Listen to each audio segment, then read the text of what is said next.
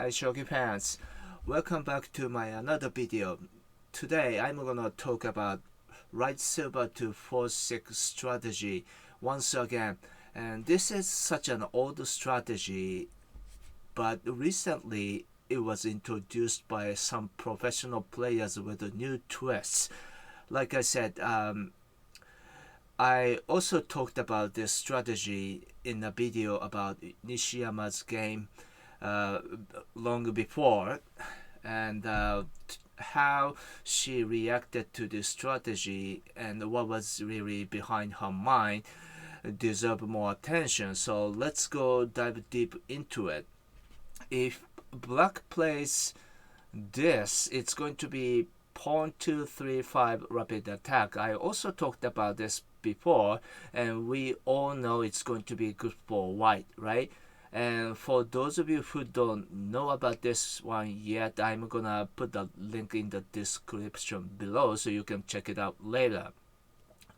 And black plays silver 2 4 6 as planned, and silver 2 4 3, and then black initiates the attack, and it's a good idea to protect this file by rook 2 3 2. Usual a good tactic, and black can wait. A reason behind this movement is to just wait for white to create a little weakness, so white needs to be careful. You might wonder what happens if white takes this pawn. Then silver advances, and this pawn push seems to be good, right? Because once this bishop is removed, white can attack this silver. So black accepts the trade, then rook recaptures, but black has a good move here, which is pawn 2 3 4. So he can just sacrifice the pawn. Then silver goes to 4 4 and drops back. Then he can break through the second file. This counter movement looks cool, but black calmly takes it. And after seeing this, bishop to 6 6 is great offensive and defensive movement. It's attacking this lines, also defending this square. If white continues on like this, black ignores it and instead promotes this pawn to 2 3. Since black's defense is better, it's going to be good for black slightly. So white wants to avoid this, and of course Nishiyama didn't do this. And another possible option here would be pawn 2 5 4, but this is gonna give black opportunity to exchange pawns on the central file, and actually this is exactly what black wants white to do, and he can offer pawn exchange. If white takes it, silver recaptures.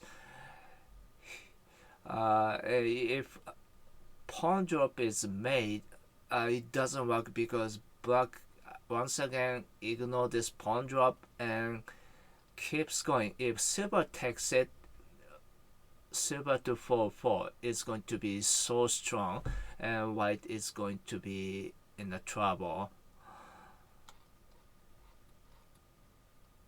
And you might wonder, what about pawn 2 3 5 now?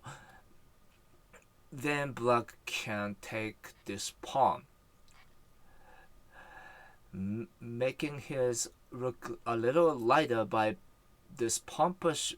Seems to be a good idea, right? But it doesn't matter. Black can attack this bishop. If silver takes it, then rook to 5 8 is strong, because now this is the weakest point, right? And this is another idea of gold to 6 8. It's gonna create one extra space for repositioning his rook. So white needs to be careful. Even if bishop drops back, black can still keep going by sacrificing the pawn. Pawn recaptures and silver 2-3-5 is cool. Now it's attacking these two squares, so it's unavoidable for white. So now we learned here pawn 2-5-4 wasn't great either. And do you remember what Nishiyama actually did?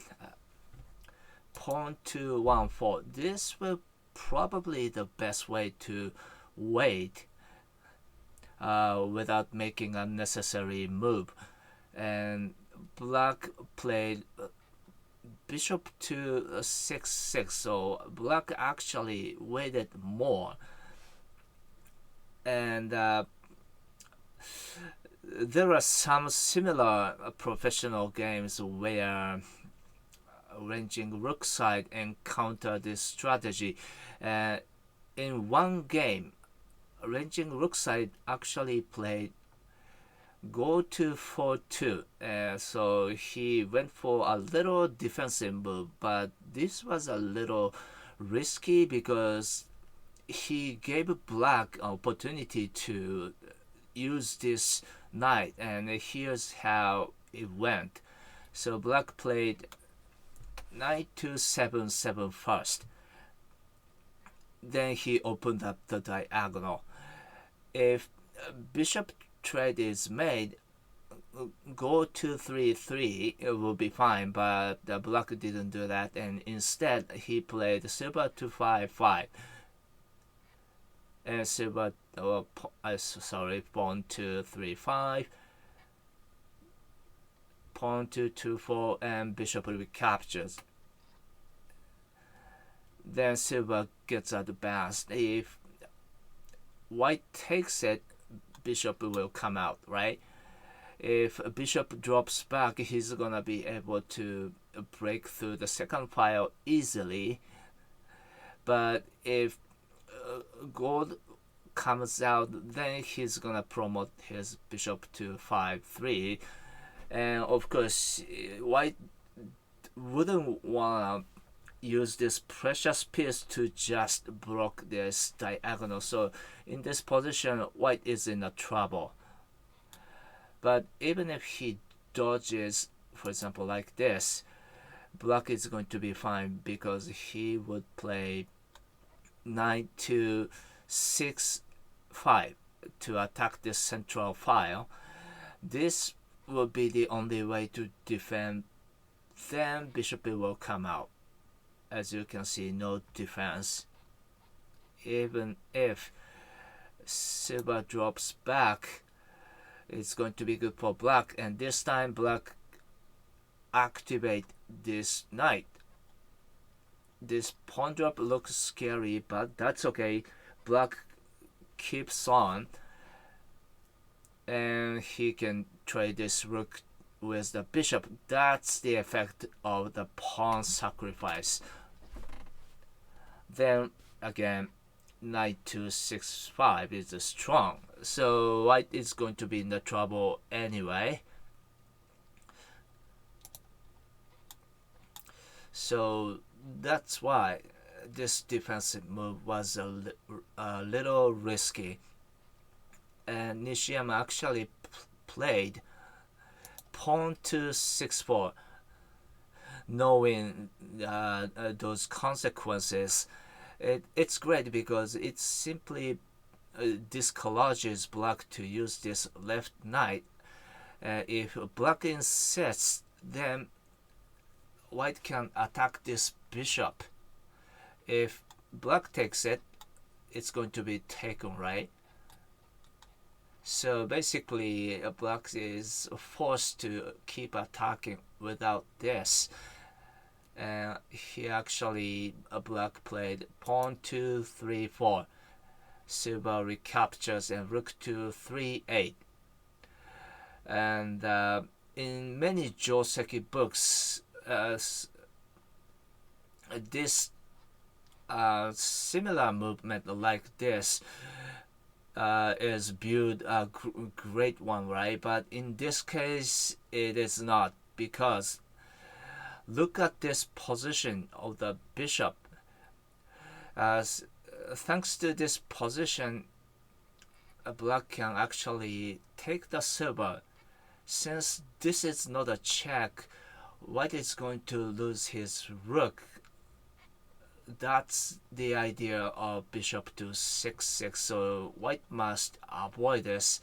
And of course Nishiyama didn't do this, and she played pawn to 6-5 instead. Since black played bishop to 7-7, she opened up the diagonal here. Then bishop trade is made and knight recaptured. And here black tried to save the silver by silver to 5-7. And I was wondering what happened if black took this silver instead. My guess is go to 4-3. It seems to be reasonable to me because it kicks the rook, right? And when he drops back, white can take the silver. Also, white will be able to reposition his rook to 6-2 to collaborate with this pawn, looking at this neighboring square of the king, so it can be a pretty good attack, and white will be able to build a pretty good position over black. In the actual game, Nishiyama was successful to break through the file, so this pawn push wasn't just a waiting move, but also the great potential threat against the edge. And to make it effective, capturing the horse by the knight was also a good move. Alright, that's gonna do this video. I've talked a lot about rapid attack, and by going through every single video, you will be more confident and so ready to study slow games as well for more excitement. Alright, I hope it's been helpful, and thanks for watching and take care. Bye.